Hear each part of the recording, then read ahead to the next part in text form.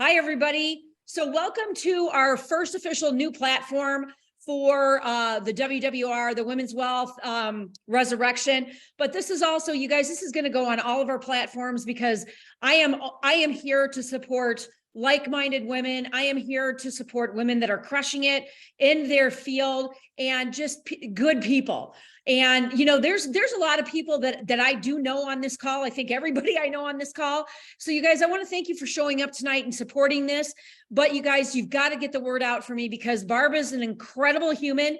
She has an incredible story. As you might have heard, if you were just on the call, she loves her farm. She loves her horses. She's got dogs. She's got cats. She's just an animal lover. She's got 4 boys. She's a Gold Star military wife. She's an amazing author, and she has this incredible platform that she started a while back, which I had the privilege of. This is where I actually met her in person a year ago this month. And so she has taken this platform that she has created, and I don't want to, steal her thunder or anything like that, because I want you guys to hear from her. So Barb, why don't you start with the backstory leading up to everything and the history, because I know it and you have such a great story. I have my Kleenex over here because every time I hear you, you make me cry because you have such a not just a moving story, but a moving soul and a heart. So without further ado, you guys just give her a round of applause. Let's hear it out for Barb Allen. Toni, you're freaking awesome. And your energy is just inspiring, man. I got to tell you that every single time, you just reach, like, I could feel it. First, I'm going to apologize. I have 2 puppies wrestling on the floor behind me, so I can't make them stop. So sorry about that if they get loud.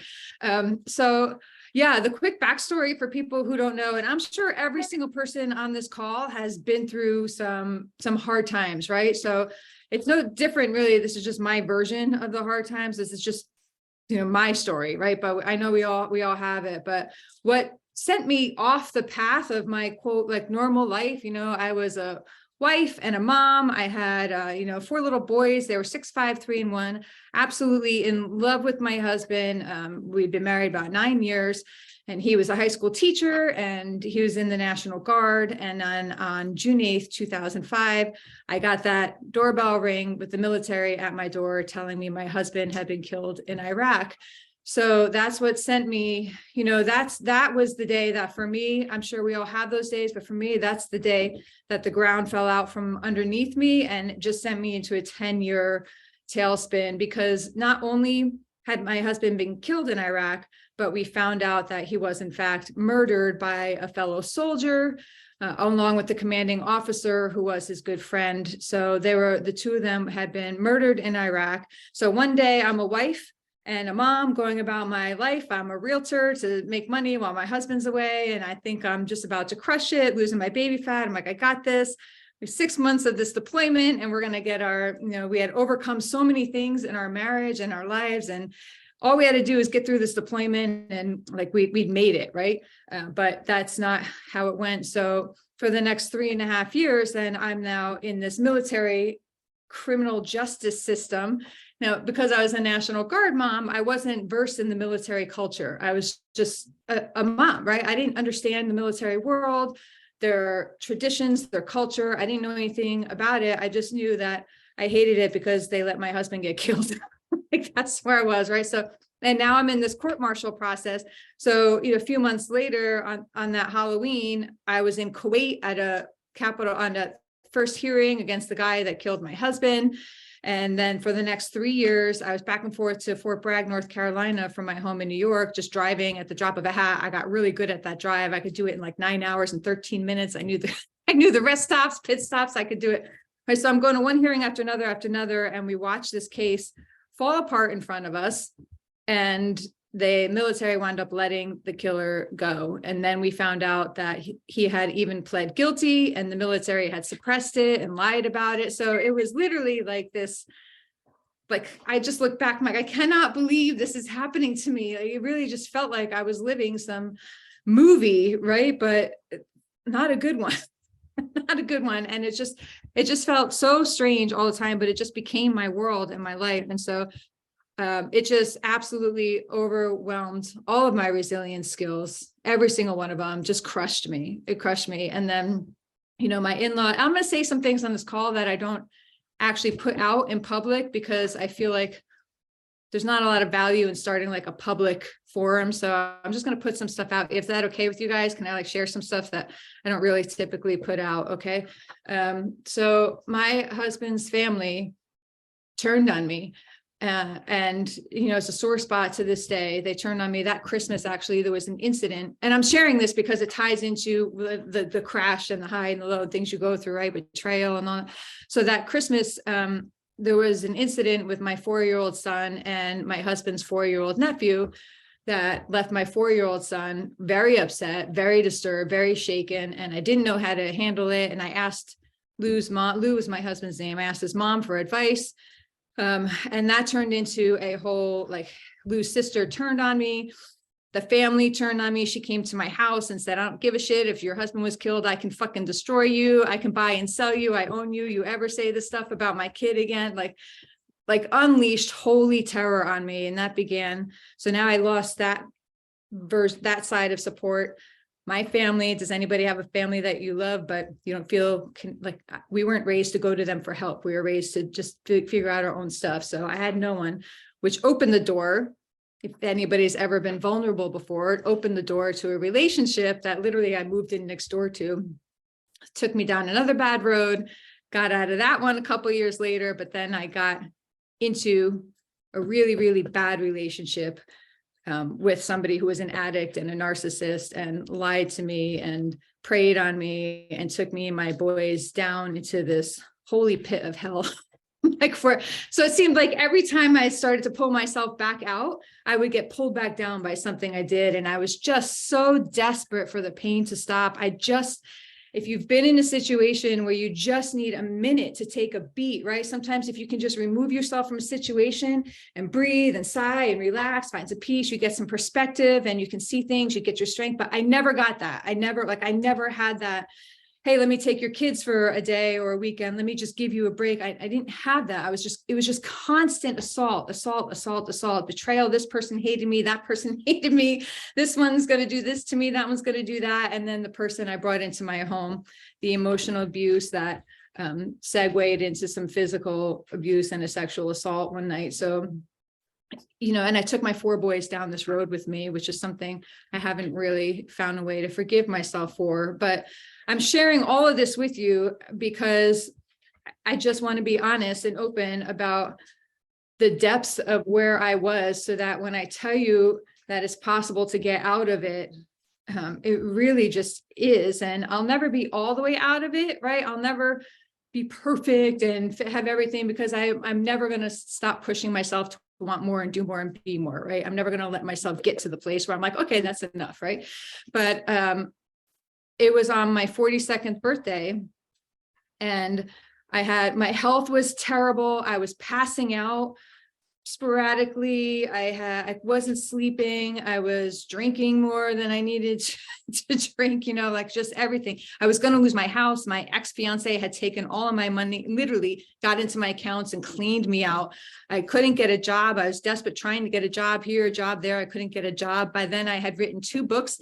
I had got my master's degree, and I was trying to stay relevant and give back and serve and do other things, but I was pouring from a constantly empty cup. And I was done, done. And so it was my 42nd birthday. I'm outside, my kids were at school. It was this gorgeous September day.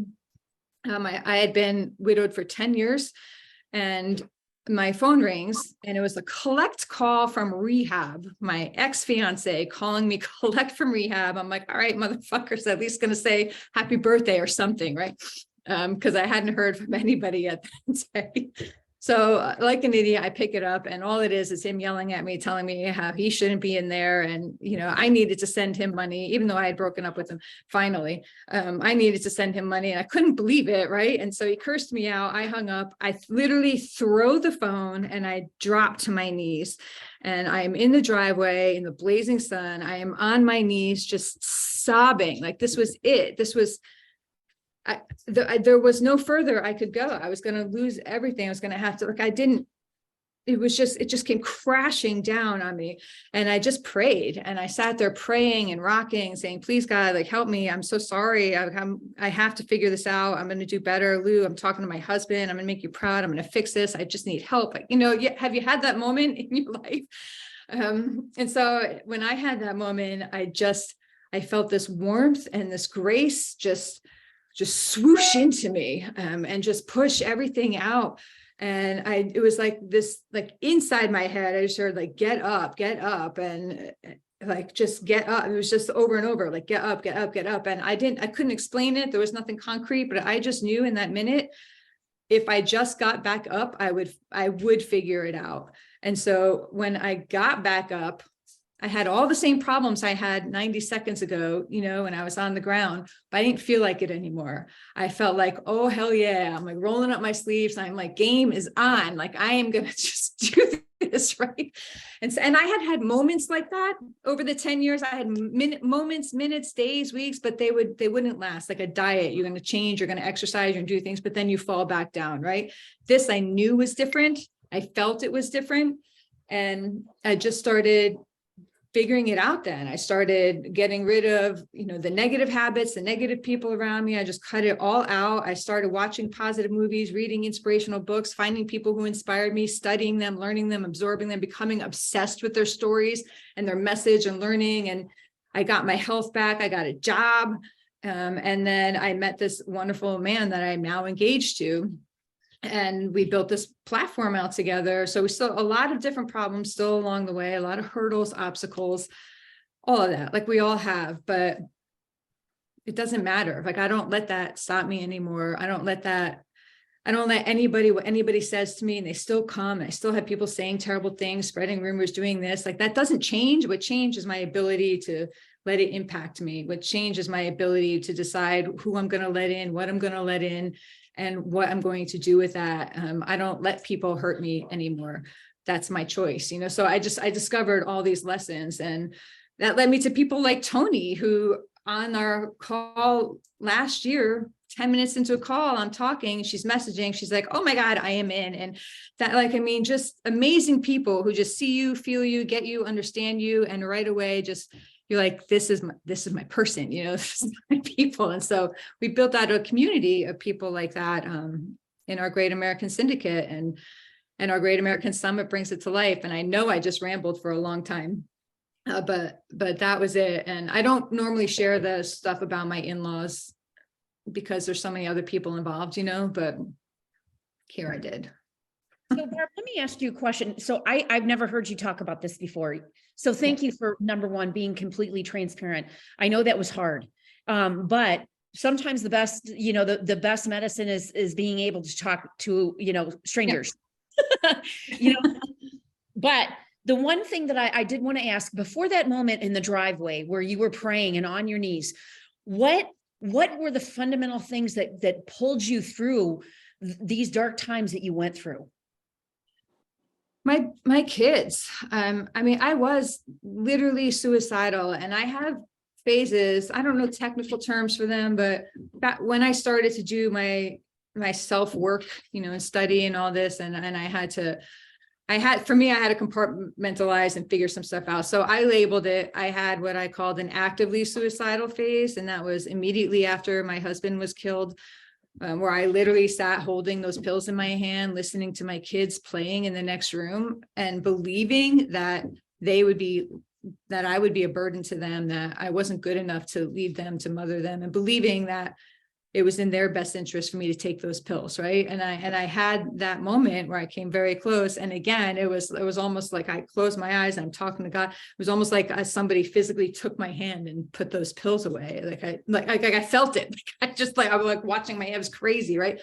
And then I moved into what I call the passively suicidal phase. And that lasted for years and years and years. I said, okay, I can't actually kill myself, but maybe I could take this turn too fast, or maybe I could crash into these waves so hard, or maybe I can just sit here and will myself to die as long as I don't actually kill. Right. And that literally lasted years, depressions and cycles, up, down, up, down. I would think it's okay. I would grab onto moments that propelled me for another couple of weeks or another couple of days. And I would crash and I would cling and I would crawl to another moment, but it was never healing. It was Band-Aids. Like I would put one Band-Aid on, then I would go put another Band-Aid on, another, but I was hemorrhaging, you know? And so I just had a crash. One of my best friends, she said to me, and I know her since I was like 22 or something. She's like, Barb, that's it. She goes, I'm done. She said, you can't call me anymore. I'm like, what? She's like, you cannot call me anymore. I can't do this with you. You're killing me. Do not call me anymore if you want me to help you stay.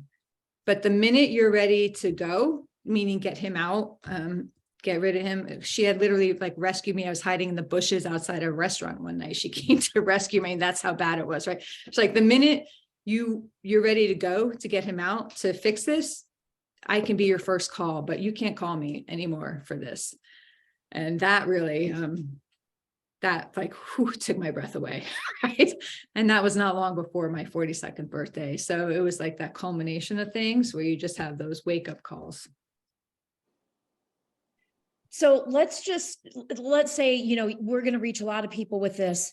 What would you tell somebody if they were going through, you know, these cycles of depression and suicidal thoughts and things like that? What would be, you know, the one or two pieces of advice that you would give them right now, knowing what you know and what you've been through? It's really easy. And I don't mean easy, like, you know, light to say this, but I'm going to understand that if somebody's in that situation now and they're hearing me say this, it's going to feel like, oh, you can't possibly understand. You know, people would say to me, Barb, you're having such bad luck and bad things happen to you because you're putting bad energy out. You have to stop thinking sad. You have to stop being sad, and then better things will happen to you. And I was like, well, fuck you. I'm like, what do you know? Like, how do I stop being sad? Look at what my life, look at all these things that are happening to me. Right. So I understand that somebody who is feeling all that now may think the same things, but I'd encourage you to just take a beat.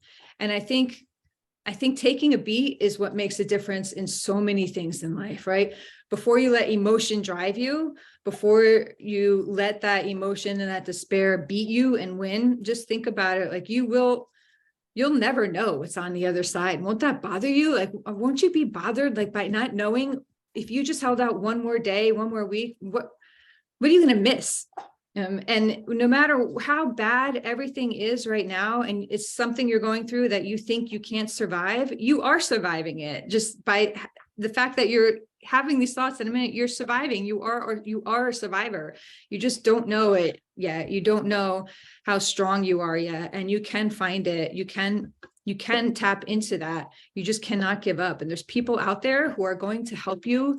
There are so many people who will help you. Find somebody's story. It doesn't have to be somebody you know. Find somebody's story you connect with and freaking become obsessed with it. Study it, learn it, study them, let that pour in. And if you can tap into any bit of faith, I happen to have a strong faith that never left me. And that really helped me and guided me. I could always pray. I could always talk to my husband, and, you know, that was instrumental for me. But I actually said to myself, I'm like, okay, I'm not going to kill myself today. I can kill myself tomorrow though. You know, I'm like, all right, don't kill yourself today. You can kill yourself tomorrow. And I know that sounds so absurd, like to think that, but I didn't kill myself that day. And then the next day I got up, I'm like, okay, well, you know, it's a cup of coffee. Look at how cute my kid is. Look at the sun. Like, I won't kill myself today, you know, but I can do it tomorrow. But somehow knowing, like telling myself that I wasn't stuck, giving myself the option made me feel empowered. Like I was giving myself the choice, and getting that little bit of power back helps. Like that sense of power helps. So you had some key people around you that helped you, you know, through this from time to time. Did you seek professional help at any point during this? A lot. And I especially sought help from my children because they were 6, 5, 3, and 1, and their dad had been killed. And not only had their dad been killed, then they found out that he was murdered. Then they found out that their mother was leaving them to go to a military base full of other soldiers. And they were terrified that I was going to get killed. Right. And so how do you at first tell your 6-year-old and your 5-year-old and your 3-year-old that their daddy has been killed? How do you tell them that? Right. So from the very beginning, the very day, I was like, is there somebody who can help me? I don't know how to do it. They're all at such different developmental ages. How do I destroy my child? How do I destroy my 6-year-old? Now, how do I destroy my 5-year-old? Now, how do I destroy my 3-year-old? Like, so I started asking for help immediately. And the Army, military is like, no, like, no, we don't have anyone to help you. And I called my county because my husband had been murdered, right? They have crime victim specialists in the county, but my county told me, and they help kids who've been through trauma. My county told me, I'm sorry, because the crime didn't occur in this county, your kids are not eligible for county services. So it was no. Ultimately, about 3 or 4 weeks after my husband was killed, the military finally got sick of me and sent me a chaplain, Elaine Henderson, and she literally helped me save my life just by spending an afternoon with me, and making me do some things and confront some things I didn't want to, but she was key. It just takes that one person, just that one person. It just shows you, the strength that, that can have, especially when you have reached out. So if, there's one thing that I do want to say, if there is anybody that is listening to this, that is in that moment, that moment of despair, reach out and talk to someone, just, say, hey, I'm just feeling very anxious right now. I'm having, these thoughts. It doesn't matter who, but reach out and talk to somebody. You are not on an island alone. And that is one of the, things that I'm really glad that you shared through your journey, because there are so many people out there that are feeling alone, that are feeling helpless. And that's not the case. People want to help. They want to help people that are hurting. They want to help them find, some solace, and they want to help them to be able to move them forward. I mean, you and I, we're both people of service. We always are wanting to help people. And that's, and not to jump from one thing to another, but your journey led you up to where you are now. And what your passion is really about, not just exposing even more of what happened in your past, but also moving forward. So how are you doing that? Now here you are, you've got, all of these different facets in your life, and you've been able to create some things that, that has really brought you joy. So will you talk more about, these things that are bringing you joy, along with this platform that you've created?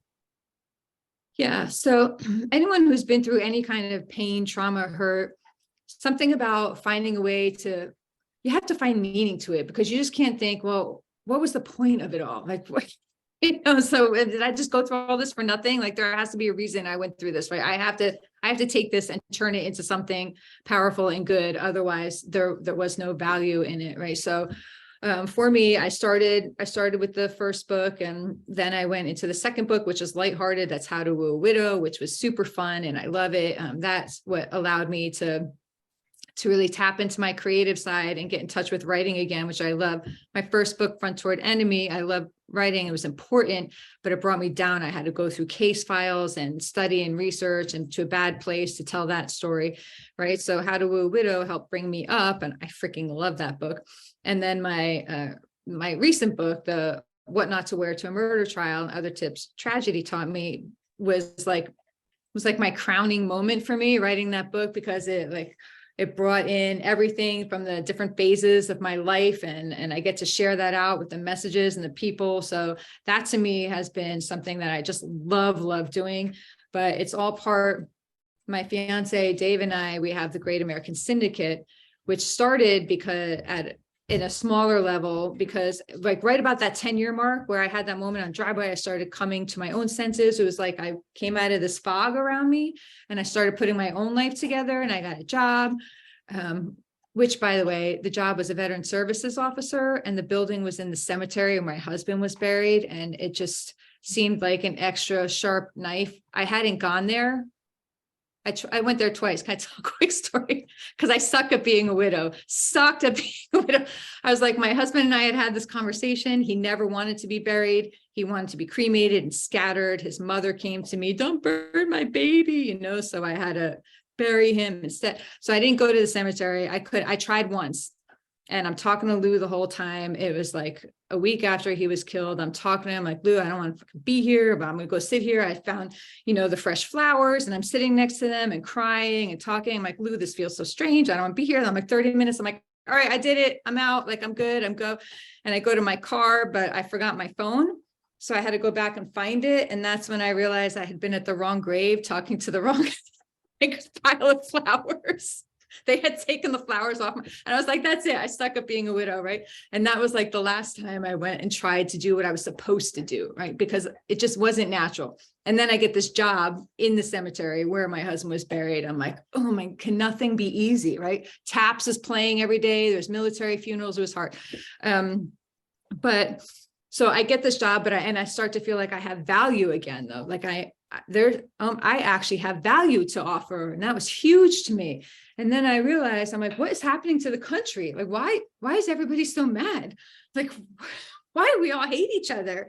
Like, what are we putting on pink vagina hats and we're screaming at each other? I'm like, what is going on? Like, it seemed to me like the entire country was overlooking and dismissing not even just my husband's sacrifice, but all the people, the funerals I saw happening every day, people who had served, who weren't necessarily killed in combat, though some of them were recent combat deaths, but everybody that served seemed like our country was falling apart.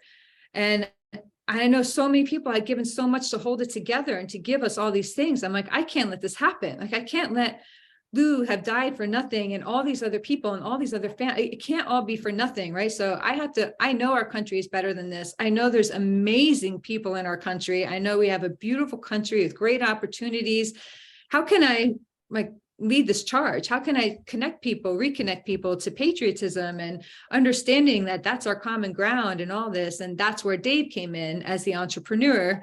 He knew how to start the podcast and how to build a platform and how to connect with the national network. And that's what led us to our Great American Syndicate today, where we have a community that's online right now, but we bring it all to life every year in our Great American Summit. This will be our second one. God willing, and the creeks don't rise, right? Because it's a bitch to put these things together. But yeah, so that was it. We wanted to reconnect. We call it our Community for Patriots with Purpose. It's about strengthening ourselves and our families and our communities, because no matter who's in office, it's going to come down to the people. It's going to come down to us. Toni, you and I were talking before about how we just have to play our own game within theirs, right? So that's it. We're building our own community, insulated from the things that we can't control. So, the one thing that I do want to say, because your next event is June 2nd and 3rd in Dallas. Yeah. And I could not believe the lineup of speakers that you had. I couldn't either. First event. You guys, her keynote speaker was Nick Vukovic. I was just like, blown away. And then, you just had there were so many other people there, and some of them I had heard of, some of them I didn't. And then I went and looked them up, and I'm like, they're crushing it in their field. So it was really, really impressive. And I know that you have a great lineup coming, this summer. So you guys, I'm telling you what, if you want something that's going to motivate you, if you can get to Dallas that weekend, it is so worth going. And there's great education there as well. So I cannot wait to see you in June, if not sooner. Now, where can I already put your IG in the comments? Where can people get your books, and where can they find out more information about your podcast and the event in Dallas and your Patriot platform? Nice. Everything is at greatamericansyndicate.com. And let me I'll make this a 10-second, because what's even cooler about Nick Vujicic, Toni, did I tell you this? When I started studying people and finding people's stories, he was one of the first two people I found and studied and became obsessed with and learned about. And he inspired me and mentored me without even knowing it. And then all those years later, he was speaking at my event, which, how cool is that, right? That is unreal. And I'm sorry, I always butcher his last name. It's really hard to say, but it is. Everybody knows, literally everybody knows who he is. I met with a guy today. He's in one of my masterminds, and he's here locally. And I was talking about you actually, because, our circle is relatively small. And I told him who you had as the keynote, he almost fell off his chair. He's like, are you serious? I'm like, yeah. I said, this is what Crazy. kind of people that you attract, on this platform, which is phenomenal. It's just phenomenal. So, Barb, you guys, if anybody has any questions, will you just put it in the chat? But while we're seeing if anybody has questions, did you tell them where they could find your books? It's all on the Great American Syndicate. It's all on the Great American Syndicate. There's a link to the site. Okay. Yeah, I mean, all of them are on Amazon too, but the Great American Syndicate has everything, or my Instagram page has links too, where you can buy my books. Okay, so the one thing is, before we wrap up tonight's call and podcast, what is the last, what is one of your best pieces of advice that you can give everybody listening? I'm going to say what I had to learn to do is overall just surrender to the experience. And when I say that, I'm like, some people would say, give it all to God, and that's great too. I have a faith, but my version is surrender to the experience and understand that it's supposed to hurt. It's supposed to be hard. It's supposed to suck, stop trying to control everything and just absorb it and let it happen and let it be and learn from it and grow from it.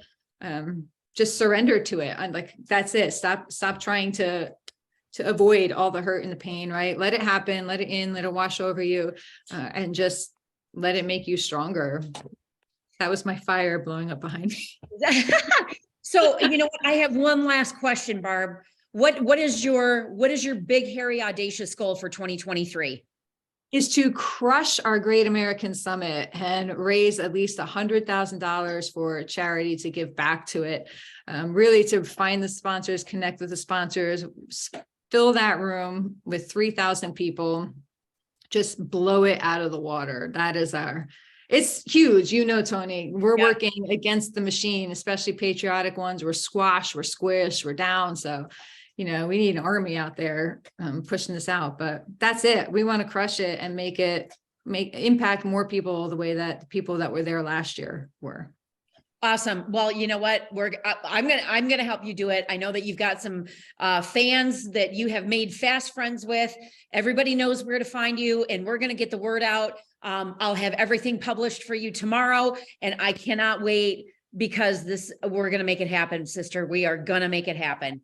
You're awesome, Toni. Thank you. And thank you guys for letting me rattle on. No, it was great to hear. It's great to hear. You had a lot. And I just want to read what Cindy said. I don't know if you were paying attention to this, but it just touched my heart. And she's a wonderful woman, but she said, you're beautiful. And you always know no more of all of the past. You are a child of God, and you are loved by our Monate family is here for you. Call a Blue Star Mother of the Military. That is what we do to help our mothers and wives of soldiers. And she said, if you ever need anybody to talk to call her. So that's awesome. Thank you so much. Yeah, I'll connect you too.